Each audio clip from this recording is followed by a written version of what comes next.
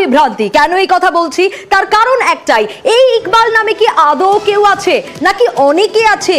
কি ঠিক এই ইকবালকে ঘিরে কেন এই রহস্য? কারণ এই যে আফরোজ, সেই আফরোজ তো একবার নিজেকে ইকবাল বলছেন, একবার অন্য কাউকে বলছেন, মুঙ্গের থেকে অস্ত্র নিয়ে আসে যে তাকে বলছেন, এবার আরো একজনের কথা বলছেন। কিন্তু আদতে কে এই ইকবাল? আমরা জানার চেষ্টা করব এই ইকবালের রহস্যভেদ কি হবে, কারণ পুলিশি তদন্তে কি উঠে আসছে সরাসরি নজর রাখবো।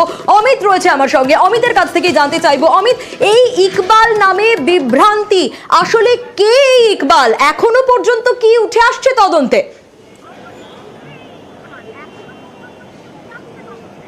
দেখো, ইকবাল যে নাম, এই নামটি একদম ঘটনার প্রথম দিন থেকে বারবার সামনে আসছে। যুবরাজ কুমারকে যেদিন ধরা হয়েছিল, এলাকাবাসী যারা ধরেছিলেন, সেই সময় এলাকাবাসীর কাছে তিনি নাম বলেছিলেন ইকবালের। মোহাম্মদ ইকবাল খান তাকে এই কাজটা করার জন্য পাঠিয়েছেন। পুলিশের কাছে তাকে পাঠানো হয়, পুলিশের কাছে তিনি দাবি করেছেন যে ইকবাল নামে কেউ একজন পাঠিয়েছেন। এই ইকবালের রহস্য কাটাতে গিয়ে এরপর পরপর যখন এক একটা করে গ্রেপ্তার যখন হচ্ছে, এখনো পর্যন্ত 3 জন গ্রেপ্তার হয়েছে মামলায়।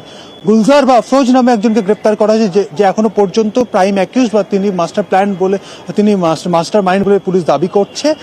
সে নিজেকে কখনো ইকবাল বলে দাবি করেছেন পুলিশের কাছে।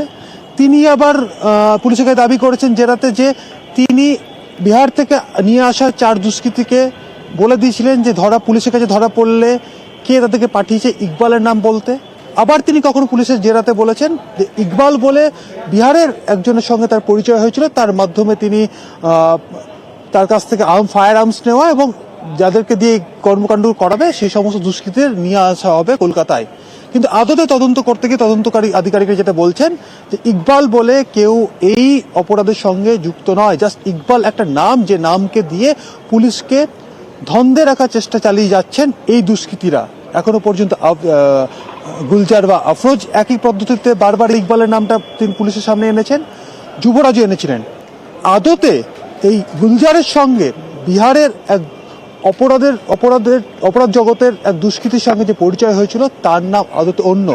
পাটনার বেউর জেল খেটে বেরিয়ে আসা এক অপরাধী, তার সঙ্গে এই গুলজারের যোগাযোগ হয় এবং পুলিশ যেটা মনে করছেন যে পাপ্পু গ্যাংয়ের কথা উঠে আসছে, যে 4 জনকে নিয়ে আসা হয়েছিল বিহার থেকে, বৈশালী থেকে, যারা পাপ্পু গ্যাংয়ের সদস্য, তাদের সঙ্গে যোগাযোগের একটা মাধ্যম হচ্ছে বিহারের পাটনার বেউর জেল থেকে বেরিয়ে আসা ওই অপরাধী, এমনটা এখনো পর্যন্ত মনে করা হচ্ছে। সেই অপরাধী সম্পর্কে খোঁজ খবর নেওয়া হচ্ছে।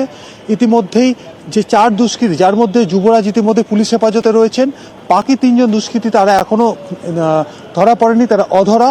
ইতিমধ্যেই যে স্কুটি ব্যবহার করা হয়েছিল অপরাধের জন্য, সে স্কুটি বাজেয়াপ্ত করা হচ্ছে। স্কুটির নম্বর প্লেটটি কিন্তু ফেক নম্বর প্লেট। সেক্ষেত্রে স্কুটির চ্যাসিস নাম্বার থেকে স্কুটিটি কার, আদতে কোথা থেকে স্কুটিটি আনা হয়েছিল সেটা তদন্ত করে দেখা হচ্ছে। তবে বারবার যে একটি নাম ঘিরে তদন্তকারী আধিকারিকদেরকে ঘোল খাইয়ে দেওয়া বা পুলিশের মধ্যে মোড় ঘুরিয়ে দেওয়ার চেষ্টা, সেই ইকবাল যে নাম, সেই ইকবালের অস্তিত্ব নেই। কারণ এখন তদন্তকারী আধিকারিকদের সামনে যে বিষয়টি আসছে যে পুরোটা গুলজারের পরিকল্পনা। গুলজার 4 দুষ্কৃতী যারা বিহারের বৈশালী থেকে এসেছিলেন, তাদের কাছে বলেছিলেন পুলিশের কাছে ধরা পড়ে তাহলে ইকবালের নামটা ভাসিয়ে দিতে হবে, ইকবাল বলে। একদমই অমিত, সঙ্গে থাকো। ঠিক এই জায়গা থেকে অনেকগুলো প্রশ্ন বারবার করে উঠে আসছে। যে স্কুটারের কথা, যে স্কুটারে চেপে এই যুবরাজ এসেছিল এবং তার সঙ্গে ছোট্টু বলে আরো একজন এসেছিল, তারা কার স্কুটারে এসেছিল? বোসপুকুরের সামনে থেকে এই স্কুটারও পাওয়া যায়। আর এই নিয়েই অমিতের কাছে আবারও যাব অবশ্যই। অমিত রয়েছে, তবে তার আগে আরো একবার জানাই, এই স্কুটারের হদিশ পাওয়া গেছে। বোসপুকুরের গলি থেকে উদ্ধার হয়েছে এই স্কুটার। কসবার কাউন্সিলর সুশান্ত ঘোষের ওপর হামলা, আর এই স্কুটারে এসেই কাউন্সিলরের ওপর হামলা যুবরাজ সিং এর, তার সঙ্গে ছিলেন ছোট্টু।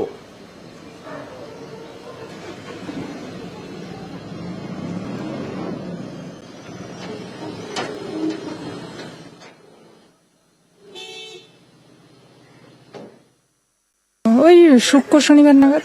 তারপরে আমার হাজবেন্ড রবিবার দিন কমপ্লেন করেছেন থানায় জানিয়েছিলেন যে আমাদের এখানে মানে স্কুটিটা পড়ে আছে কবে থেকে আর কি, রবিবার সকালে। পাড়ার অনেকেই দেখেছেন আর কি, তো অনেকেই কমপ্লেন করেছেন। আমার হাজবেন্ড কমপ্লেন করেছিলেন আর কি যে কবে থেকে পড়ে আছে, তো থানায় কমপ্লেন করেছিলেন। আমরা খবর পেয়েছিলাম, একদিন মনে হয় এসেছিলেন, কিন্তু চাবি দেওয়া ছিল আমাদের, তাই জন্য বুঝতে পারেন না আর কি।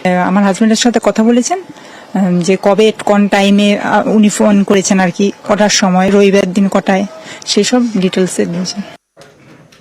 আর কসবায় এই সরকারি জমিতে বেআইনি গুদাম, এই হামলার ঘটনার পর আমরা দেখেছিলাম যে এই গোডাউন কিন্তু বারবার সামনে এসেছিল। 2000 স্কোয়ার ফিটের একটা গোডাউন, আর সেই গোডাউনকে নিয়েই নানা ঝামেলা বারবার। ঘটনার সূত্রপাত কি সেই জায়গা থেকে? গুদামের একটা অংশ আবার সরকারি জমিতে, এমনটাও পুলিশের দাবি ছিল। গুদামের একাংশ কৃষি জমিতে বলেও অনুমান করছে পুলিশ। দখল করে গোডাউন তৈরির অভিযোগ। গুদামের জমির চরিত্রের খোঁজ খবর পুলিশের। ভূমি সংস্কার দপ্তরে গুদামের জমির খোঁজ।